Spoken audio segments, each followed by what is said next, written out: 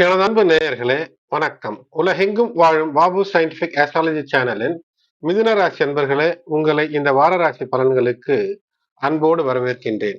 27 April 2026 துவங்கி 3 மே 2026 வரை பராபவ சித்திரை மாதம் 14ஆம் தேதி முதல் 20ஆம் நாள் வரை இருக்கக்கூடிய இந்த நாட்களுக்கு ராசி பலன்களை முதல் ஒரு 6-7 நிமிடத்திலும், அதைத் தொடர்ந்து ஒவ்வொரு நாளும் திதி நட்சத்திரங்கள் தரக்கூடிய சிறப்பை பற்றியும் இந்த பதிவிலே காண்போம்.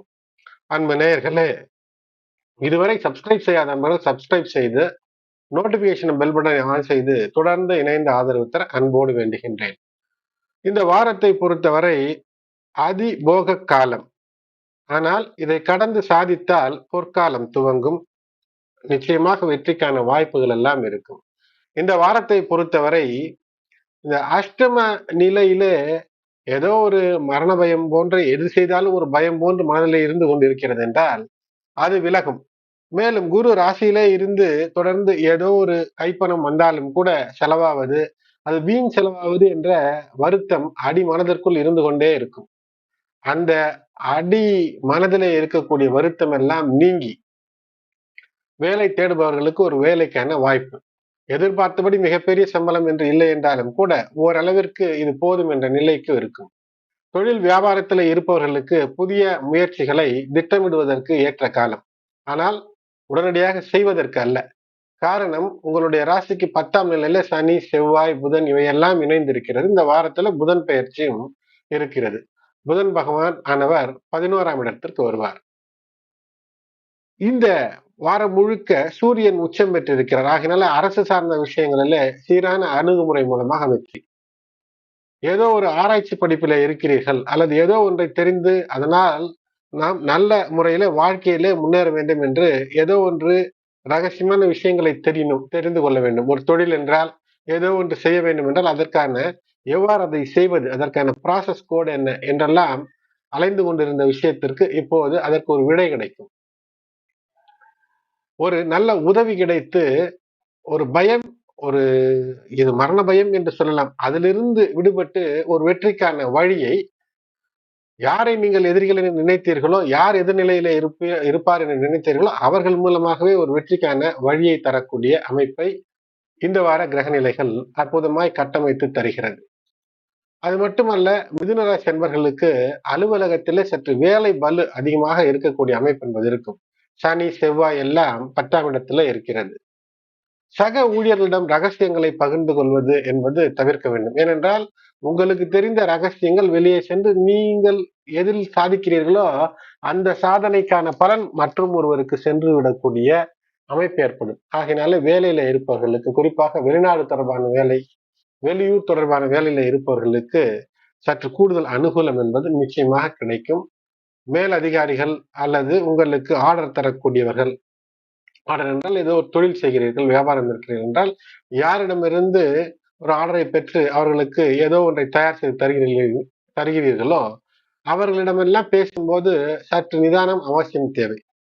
ரொம்ப ஷோ ஆஃப் செய்யக்கூடாது. உங்களிடம் ஏதோ ஒன்று இருக்கிறது என்றாலும் அதை காட்டிக் கொள்ள வேண்டிய அவசியம் அல்ல. ஒரு 10 சவரன் சங்கிலி இருக்கிறது என்றால் அதை போட்டுக்கொண்டு சென்று ஒருவரை பார்த்து எனக்கு இது ஆர்டர்த்தா, அது ஆர்டர்த்தா என்று கேட்டால் பொறாமை ஏற்படும். அது இந்த வாரத்துல நடக்கும். தொழில் சார்ந்த விஷயத்துல ஏதேனும் பயணங்கள் மேற்கொள்வதற்கான வாய்ப்பு இருக்கிறது. நவீன தொழில்நுட்பங்களை எல்லாம் பயன்படுத்தி தொழிலிலே அடுத்த கட்டத்திற்கு நகர்வதற்கான அமைப்பு, புத்திசாலித்தனமான அமைப்பு ஏற்படக்கூடியதாக இருக்கிறது. வியாபாரம் என்றால் வெளியூரிலிருந்து வாங்கி விற்க அல்லது வெளியூருக்கு ஏற்றுமதி செய்வதற்கான அது சார்ந்த விஷயங்களில கமிஷனில் ஈடுபடும் போது, அந்த இடைத்தரகர் என்ற அந்த கமிஷனில் ஈடுபடும் போது அபரிமிதமான லாபங்கள் ஏற்படுவதற்கான வாய்ப்பு. பணம் 12ஆம் இடத்துல சுக்கிரன் இருப்பதனால் சுப செலவுகள் இருக்கும். அதுதான் அதிபோக காலம் என்று போட்டிருக்கின்றேன். சாதித்தால் பொற்காலம். தேவையற்ற பொருளை வாங்குவது, தேவையற்ற விஷயத்தை வாங்கி உண்ணலாம் என்று நினைப்பது உடல் நலத்திலே சற்று கூடுதல் சிக்கலை தந்துவிடக்கூடியதாக இருக்கும். ஆகையினால் கவனம். இந்த வாரம் எதிர்பாராத நபர்கள் மூலமாக உங்களுக்கு உதவிகள் கிடைக்கும். கடன் அடைக்கக்கூடிய அமைப்பும் ஏற்படும். காதலுக்குள் இருக்கிறீர்கள் என்றால், ஒரு காதல் விஷயம் உங்களுடைய வாழ்க்கையிலே இப்போது நிகழ்ந்து கொண்டிருக்கிறது என்றால் சற்று பொறுமையோடு காதலை அணுக வேண்டும். ஈகோ அல்லது ஏதேனும் எடுத்தெறிந்து பேசுவதெல்லாம் திருமண உறவு வரை சென்றிருக்கக்கூடிய காதலில புரிதல் என்பது முக்கியம். அந்த புரிதலுக்கு சற்று சிக்கல் வரக்கூடியதா இந்த வாரம் இருக்கிறது. சற்று கவனமாக இருந்தாலும் கூட உங்களுடைய ராசிநாதன் புதன் குருவிற்கு வீடு கொடுத்தும் உங்களுடைய ராசியில் குரு இருக்கக்கூடிய அந்த பரிவர்த்தனை யோகத்தின் காரணமாக வார துவக்கத்திலே பிரச்சனைகள் எதுவானாலும் ஒரு சமயோஜித சிந்தனை மூலமாக நீங்கள் தவிர்த்துக் கொள்ளலாம். எந்த மிகப்பெரிய முடிவும் வியாபாரம் சார்ந்த விஷயத்துல இந்த வாரத்திலே எடுக்கக்கூடாது. மாணவர்களுக்கு படிப்பிலே கூடுதல் கவனம் என்பது நிச்சயம் தேவை. ஆராய்ச்சி மாணவர்களுக்கு சாதகமான நிலை என்பது இருக்கிறது. வேலை பளு காரணமாக உடல் சோர்வெல்லாம் இருப்பதற்கு வாய்ப்பு இருக்கிறது. புதன்கிழமைகளில உங்கள் இஷ்டதெய்வ குலதெய்வ வழிபாடு செய்வது, அதோடு மட்டுமல்லாமல் இல்லங்களுக்கு அருகிலே இருக்கக்கூடிய சிவாலயங்கள் மற்றும் பெருமாள் கோயில் சென்று வழிபாடு செய்வது வெற்றியை தரும். பசுமாட்டிற்கு பச்சை பயிறு அல்லது புல் தானமாக தருவது, உணவாக தருவது, இவையெல்லாம் தோஷங்களை நீக்கி வெற்றிக்கான வழிகளை தரும்.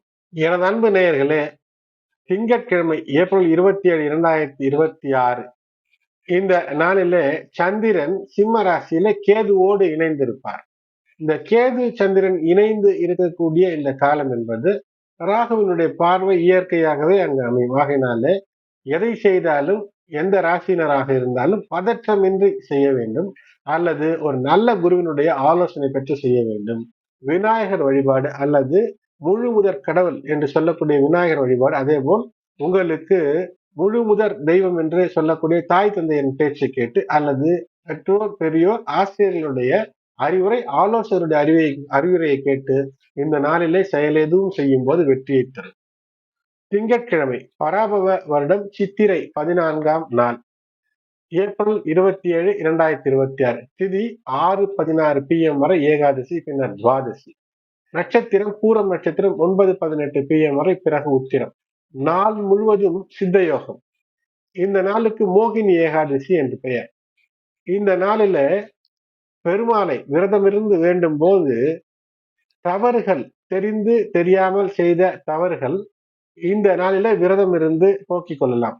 காம இச்சையை போக்குவதற்கு அல்லது காம இச்சையினால் ஏற்படக்கூடிய பிரச்சனைகளிலிருந்து வெளிவருவதற்கு மனதை ஒருநிலைப்படுத்தி பெருமாள் வழிபாடு என்பது, இந்த ஏகாதசி விரதம் இருப்பது என்பது அற்புதத்தை தரும். பிரச்சனைகளிலிருந்து உங்களை வெளியேற்றும். இந்த நாள் புதன் ஜெயந்தி. ஏகாதசி திதியில்தான் புதன் பிறந்தார் என்பது நமக்கு தெரிந்த விஷயம். நவ கிரகங்களிலே புதனுக்கு பச்சை ஆடை உடுத்தி 5 தீபங்கள் வைத்து மறி கொழுந்து போன்ற பச்சை மலர்களால் அர்ச்சனை செய்வது புதன் தோஷம் விலகும். மேலும் இந்த வாரத்தில புதனானவர் அஸ்தங்கதமாகி இருக்கிறார். ஆகினாலே அதனால் புத்தி குறைவு ஏற்பட்டு ஏதேனும் சிக்கலிலே சென்று சிக்கிக் கொள்ளாமல் இருப்பதற்கு இந்த நாளிலே குறைந்தபட்சம் புதனை நினைத்து வீட்டிலே விளக்கேற்றி வழிபாடு செய்வது வெற்றியை தரும். அடுத்து செவ்வாய்க்கிழமை பராபவ வருடம் சித்திரை 15ஆம் நாள் ஏப்ரல் 28, 2026 6:52 PM வரை துவாதசி, பின்னர் திரையோதசி. நட்சத்திரம் உத்திரம் நட்சத்திரம் 10:36 PM வரை, பிறகு ஹஸ்தம். இரவு 10:36 வரை அமிர்த யோகம், பின்னர் சித்த யோகம். இது பரசுராம துவாதசி என்று அழைக்கப்படக்கூடிய துவாதசி. பெருமாள் வழிபாடு, பரசுராம வழிபாடு செய்வதெல்லாம் பித்ரு தோஷம் மற்றும் பிரம்மஹத்தி தோஷம் விலகும். பிரம்மஹத்தி தோஷம் என்பது சான்றோர்களை அவமரியாதை செய்து அவர்களுக்கு எதிரான துரோகங்களை செய்து தரக்கூடிய தோஷமாகும். இது உங்களுடைய டிஎன்ஏவிலேயே பதிவாகிவிடும். அப்படிப்பட்ட டிஎன்ஏவிலே பதிவாகி பல தலைமுறைக்கு கடத்தப்படக்கூடிய இந்த பாவங்களை இது போன்ற நாட்களிலே பரிகாரங்கள் செய்து இறைவனை வேண்டி பிரச்சனைகளிலிருந்து அகல்வது என்பது சிறப்பு. மதுரை மீனாட்சி அம்மன் கோயிலிலே தாலி கட்டும் உற்சவம் நடக்கும். இந்த நாளிலே பெண்கள் மீனாட்சி அம்மனுக்கு தாலி ஏறும் போது தாலி மாற்ற ஏற்ற நேரமாக அமையும். காலை 7 மணி வரை கரிநாள். ஆகையினாலே 7 மணி வரை புதிய விஷயங்களை தவிர்ப்பது நல்லது. அடுத்து புதன்கிழமை பராபவ வருடம் சித்திரை 16 ஏப்ரல் 29, 2026 7:51 PM வரை திரையோதசி, பின்னர் சதுர்த்தசி. அஸ்தம் நட்சத்திரம் 12:16 AM வரை, பிறகு சித்திரை நட்சத்திரம். இந்த நாள் மரண யோகம் பின்னர் சித்த யோகமாக அமைகிறது. சின்னமஸ்தா என்று நீங்கள் பார்க்கக்கூடிய தினசரி கேலண்டர்ல போட்டிருக்கும். அதாவது பராசக்தி வழிபாடு செய்வது, தேவி பாகவதம் படிப்பது, இவையெல்லாம் ராகு தோஷம் நீங்கும். செவ்வாய்க்கிழமையானால் புதன் தோஷம் நீங்குகிறது. புதன்கிழமை அன்று ராகு தோஷம் நீங்க வழிபாடு. கரூர சித்தர் ஜெயந்தி. பிரதோஷ வழிபாடு மாலை வேளையில இல்லங்களுக்கு அருகிலே இருக்கக்கூடிய சிவன் கோயிலுக்கு சென்று பிரதோஷ வழிபாட்டிலே கலந்து கொள்வது சிறப்பை தரும். வராகி அம்மனுக்கான வழிபாடு இந்த நாளிலே தைரியத்தை தரும், தடைகளை எல்லாம் அகற்றி வெற்றியை தரும். சுப காரியங்களை தவிர்த்து தெய்வ காரியங்கள் செய்ய இந்த நாள் ஏற்ற நாளாக அமைகிறது. அடுத்து வியாழக்கிழமை சித்திரை 17 ஏப்ரல் 30 2026 9:12 PM வரை சதுர்த்தசி, அதன் பின்னர் பௌர்ணமி. சித்திரை நட்சத்திரம் 2:16 AM வரை, பிறகு சுவாதி நட்சத்திரம். சித்த யோகம் அமிர்த யோகம் கூடிய நன்னாள். இந்த நாள் ஒரு மிக நல்ல சுப நாளாக அமைகிறது. திருமணம் மற்றும் அனைத்து சுப காரியங்களையும் செய்யலாம். சித்திரை நட்சத்திரம் புது வீடு புகுவதற்கு, கிரகப்பிரவேசம், பால் காய்ச்ச, குளம் கிணறெல்லாம் வெட்ட, குடிநீருக்காக போர் போட்டால் நல்ல இனிய நீர், தேங்காய் தண்ணீர் போன்ற இளநீர் போன்ற ஒரு நீர் கிடைக்கக்கூடிய அமைப்பை இந்த நாள் தரும்.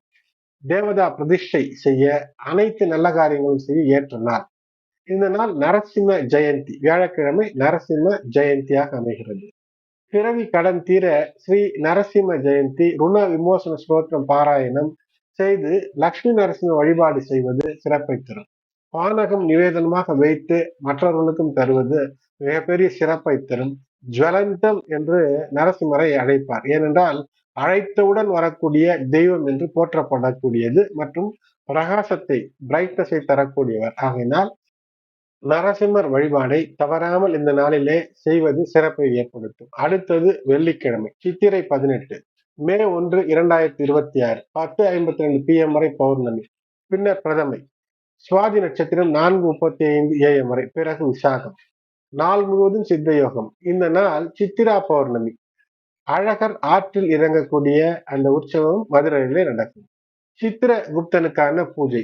புதிய முறத்திலே நவதானியங்களை வைத்து, நோட்டு பேனாவை எல்லாம் வைத்து தானம் செய்தால் நம்முடைய இறந்த முன்னோர்கள் ஒருவேளை நரகத்திலே இருந்தால் அங்கிருந்து விடுவிக்கப்பட்டு சொர்க்கம் செல்வதற்கான வழி திறக்கும். தில ஹோமம், தில தர்ப்பணம் செய்த பலன் கிடைக்கும். இந்த நாள் சத்திய நாராயண பூஜை செய்ய ஏற்ற நாளாக, சத்யநாராயண பூஜை துவங்குவதற்கு ஏற்ற நாளாக இருக்கிறது. புத்த பூர்ணிமா, குறைந்தபட்சம் புத்த பூர்ணிமா அன்று உங்களுடைய குருமார்களை சென்று வணங்குவது, அவர்களுக்கான உபசரணை அல்லது அவர்களுக்கான ஏதேனும் ஒரு நன்மையை செய்வது சிறப்பை ஏற்படுத்தும். இந்த நாளிலே அசைவம் தவிர்ப்பது நல்லது. குறைந்தபட்சம் அசைவம் தவிர்ப்பது நல்லது. அர்த்தநாரீஸ்வரருக்கான பூஜை செய்ய ஏற்ற நாளாக வெள்ளிக்கிழமை அமைகிறது. மே 1 அன்று அமைகிறது. தம்பதிகளினுடைய ஒற்றுமை சிறப்பாக இருக்கும்.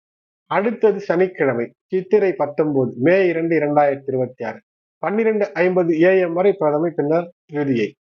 விசாகம் நட்சத்திரம். நாள் முழுவதும் சித்த யோகம். இஷ்ட தெய்வங்களுக்கு தீபமேற்றி வழிபாடு செய்யக்கூடிய நாள். வைசாக பகுலம் என்று பஞ்சாங்கங்களிலே போட்டிருக்கும், தினசரி கேலண்டரிலே போட்டிருக்கும். தில ஹோமம் மற்றும் தர்ப்பணங்கள் செய்வதற்கு ஏற்ற நாள். ஞாயிற்றுக்கிழமை. அடுத்தது ஞாயிற்றுக்கிழமை சித்திரை 20 மே 3 2026 3:02 AM வரை திருதியை, பின்னர் திருதியை. விசாக நட்சத்திரம் 7-9 AM வரை, பிறகு அனுஷம். நாள் முழுவதும் மரண யோகம், மிருத்யு. அதனால் சுப காரியங்களை தவிர்க்க வேண்டும். தெய்வ காரியங்களிலே மனதை லயித்து ஈடுபடுவது சிறப்பை ஏற்படுத்தும் தனிய நாளாக அமைகிறது. இறந்தன்பு நேயர்களே, சந்திராசிரமம் பெறக்கூடிய ராசிகளாக அமைவது மகரம், கும்பம், மீனம், மேஷம். ஆகினாலே இல்லத்திலே இருக்கக்கூடிய, உங்களோடு இருக்கக்கூடிய அல்லது உங்களோடு பணி செய்யக்கூடிய மகரம், கும்பம், மீனம், மேஷம் ராசிக்காரர்களுக்கு அனுசரணையாக இந்த வாரத்தில் இருப்பது மேலும் பல சிறப்புகள் ஏற்படுத்தும். உங்களுடைய மன சஞ்சலத்தை தவிர்க்க இது உதவும். எனது அன்பு நேயர்களே, இந்த பதிவு உங்களுக்கு பயனுள்ளதாக இருந்தால் லைக் செய்யுங்கள். மேலும் உங்களுடைய உற்றார் உறவினர் நண்பர்களுக்கும் இந்த பதிவினை ஷேர் செய்யுங்கள். சப்ஸ்கிரைப் செய்யாதவர்கள் சப்ஸ்கிரைப் செய்து நோட்டிபிகேஷன் பெல் பட்டன் ஆன் செய்து ஆல் என்ற ஆப்ஷனை தேர்ந்தெடுத்து நான் தரும் வீடியோக்கள் உடனடியாக உங்களை வந்து சேரும்படி செய்து கொள்ள அன்போடு வேண்டுகின்றேன். நன்றி.